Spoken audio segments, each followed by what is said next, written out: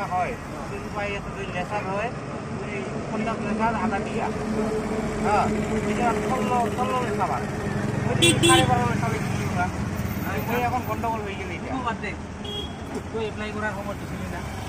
এতিয়া মাটিৰ পৰিমাণ দিছা খালি মোক এতিয়া মাটিৰ পৰিমাণ কিমান আছে ময়ো ক'ব পৰা নাই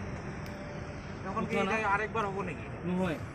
আৰেকবাৰ নহয় সেই এপ্লাই কৰাতে যেতিয়া মাল খৰচা তেতিয়া আহিব এপ্লাই কৰাতে যেতিয়া খৰচা তোৰ মাটিৰ পৰিমাণটা কিমান তোৰ বিশাল ভাইনা বায়াৰ আছে